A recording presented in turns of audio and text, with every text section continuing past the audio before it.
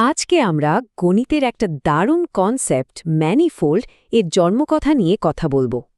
তো সবার আগে যে প্রশ্নটা মাথায় আসে সেটা হলো এই ম্যানিফোল্ড জিনিসটা আসলে কি। নামটা শুনলেই কেমন যেন একটা রহস্যময় ব্যাপার মনে হয়, তাই না? আর এই রহস্যটা যেন আরও বেড়ে যায় যখন আমরা শব্দটার সাধারণ মানে খুঁজতে যাই। যেমন ধরুন, ইংরেজিতে ম্যানিফোল্ড বলতে গাড়ির ইঞ্জিনের একটা পার্ট বোঝায়, আবার জার্মান বা ফরাসি ভাষায় এর মানে একেবারেই অন্যরকম। মানে এই যে এত রকম অর্থ, এটা পুরো ব্যাপারটাকে আরও কেমন যেন ধোঁয়াটে করে তোলে। কিন্তু এই ধারণাটা যে কতটা গুরুত্বপূর্ণ সেটার একটা আন্দাজ পাওয়া যায় ১৯৫৩ সালের একটা ঘটনা থেকে। ভাবুন একবার, টোকিও ইউনিভার্সিটির একটা কফি শপে লেখকের এক বন্ধু একদম জোর দিয়ে বলছেন যে গণিতের ভবিষ্যৎই হল এই ম্যানিফোল্ড। যদিও সেই সময় জাপানে এই কনসেপ্টটা প্রায় কেউই চিনত না, কিন্তু এর গুরুত্বটা তখনই কেউ কেউ ঠিকই বুঝতে পারছিল। তো চলুন, আজকের আলোচনায় আমরা এই রহস্যের জটটা ধাপে ধাপে খোলার চেষ্টা করি। প্রথমে আমরা এর রহস্যময় দিকটা নিয়ে কথা বলবো, তারপর ফাংশন জিনিসটাকে একটু নতুন করে দেখব, এরপর এর তিনটে প্রধান বৈশিষ্ট্য সম্পর্কে জানব, মসৃণ বা স্মুথ বলতে ঠিক কী বোঝায় সেটা বুঝব, আর সবশেষে গিয়ে আমরা দেখব যে ম্যানিফোল্ড আসলে কি। বেশ, তাহলে শুরু করা যাক। চলুন এই রহস্যময় ধারণার গভীরে একটু ঢোকা যাক। দেখুন, সবচেয়ে অবাক করার মতো ব্যাপার হল ম্যানিফোল্ড কিন্তু আধুনিক গণিতের একেবারে কেন্দ্রবিন্দুতে থাকা একটা কনসেপ্ট, অথচ যারা গণিত নিয়ে চর্চা করেন তাদের বাইরে এটা প্রায় কেউই চেনে না। এখন তো কোয়ার্ক বা ডিএনএর মতো শব্দগুলো আমরা সবাই জানি, তাই না? কিন্তু ম্যানিফোল্ড শব্দটা আজও কেমন যেন আড়ালেই থেকে গেছে। এখন ম্যানিফোল্ড বুঝতে গেলে আমাদের একটা খুব পরিচিত জিনিসকে একটু অন্য চোখে দেখতে হবে, আর সেটা হলো ফাংশন। চলুন রহস্যের জগৎ থেকে বেরিয়ে এবার আমরা মূল ভিত্তিটা তৈরি করি। ফাংশন বলতেই আমাদের মাথায় y = ax + b এর মতো একটা সমীকরণ চলে আসে, তাই তো? কিন্তু ব্যাপারটা শুধু এটুকুই না। আসলে ফাংশন হলো যেগুলো একটা সম্পর্ক যেখানে একটা জিনিস বদলালে তার সাথে সাথে আরেকটা জিনিসও বদলে যায়। খুব সহজ উদাহরণ দিই, যেমন ধরুন সময় যাচ্ছে আর গাড়ির ওডোমিটারের রিডিং বাড়ছে, এটাও কিন্তু একটা ফাংশন। কিংবা ধরুন কোনো একটা নির্দিষ্ট সময়ে সমুদ্রের ঢেউ কতটা উঁচু, সেটাও একটা ফাংশন। এর হয়তো কোনো সহজ সরল সমীকরণ নেই, কিন্তু এটা একটা ফাংশন। আচ্ছা, এবার ফাংশনের এমন কিছু জরুরি বৈশিষ্ট্যের কথা বলবো যেগুলো ম্যানিফোল্ড বোঝার জন্য আমাদের লাগবে। আসলে ম্যানিফোল্ডের পুরো দুনিয়াটাই কিন্তু এক বিশেষ ধরনের ফাংশন দিয়ে তৈরি, আর আমাদের এই গল্পের জন্য দুটো বৈশিষ্ট্য খুব খুব জরুরি। এক হলো কন্টিনিউইটি বা অবিচ্ছিন্নতা, আর দুই হলো ডিফারেন্সিয়েবিলিটি, মানে সোজা কথায় মসৃণতা।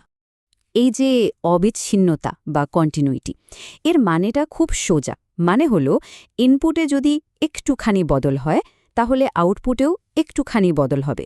হুট করে কোনো বড় লাফ বা ছেঁড়াফাটা কিছু থাকবে না। এই যে দেখুন, স্ক্রিনে যেমনটা দেখা যাচ্ছে, ব্যাপারটা হলো কোনো ফাংশনের গ্রাফ যদি কাগজ থেকে পেন্সিল না তুলে একবারে এঁকে ফেলা যায়, মানে তাতে যদি কোনো ফাঁক বা লাফ না থাকে, তাহলেই সেটাকে আমরা অবিচ্ছিন্ন ফাংশন বলি। বেশ, অবিচ্ছিন্নতা তো বোঝা গেল। এবার চলুন দ্বিতীয় জরুরি বৈশিষ্ট্যটা দেখি। গণিতের ভাষায় এই যে মসৃণ বা স্মুথ বলা হয়, এর আসল মানেটা কি? কোনো ফাংশনকে ডিফারেন্সিয়েবল বা মসৃণ তখনই বলা হয় যখন তার গ্রাফে কোনো ছুঁচলো কোণ বা চূড়ার মতো ধারালো কিছু থাকে না। মানে গ্রাফের প্রত্যেকটা বিন্দুতে একটা করে স্পর্শক বা ট্যানজেন্ট লাইন আঁকা যাবে। এই ছবিটার দিকে একবার তাকান।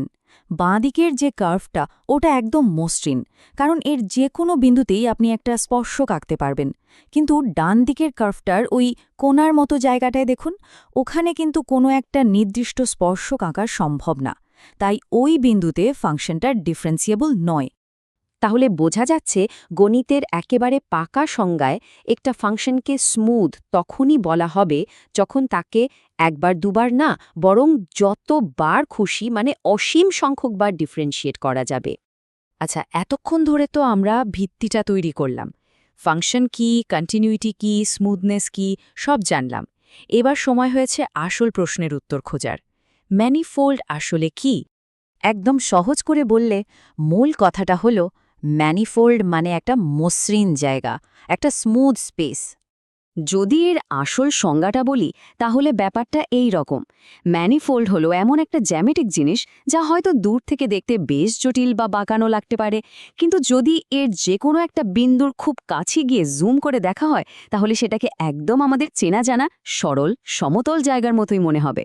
ঠিক যেমন ধরুন, পৃথিবী তো আসলে গোল, কিন্তু আমরা যখন দাঁড়িয়ে থাকি আমাদের চারপাশটা তো সমতলই মনে হয়, তাই না? ম্যানিফোল্ডের ধারণাটাও ঠিক এই রকমই। এই যে একটা অ্যাবস্ট্র্যাক্ট গাণিতিক ধারণা, এর আসল গুরুত্বটা কোথায় বলুন তো? এর গুরুত্ব হলো এটা শুধু অঙ্কের খাতাতেই আটকে নি।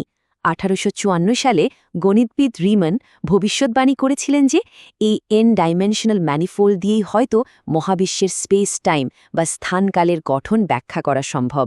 আর ভাবুন, এর অনেক পরে আইনস্টাইনের জেনারেল থিওরি অফ রিলেটিভিটি কিন্তু ঠিক এই ধারণার উপরেই দাঁড়িয়ে তৈরি হয়েছে। ম্যানিফোল্ডের এই গল্পটা আমাদের একটা জিনিস ভাবতে শেখায়, তাই না? যে অনেক সময় খুব সহজ সরল দেখতে একটা ধারণার ভেতরেও কত গভীর, কত জটিল একটা জগৎ লুকিয়ে থাকতে পারে। আমাদের চারপাশে এমন আর কি ধারণা ছড়িয়ে আছে কে জানে, যা হয়তো কোনোদিন এক নতুন মহাবিশ্বের দরজা খুলে দেবে।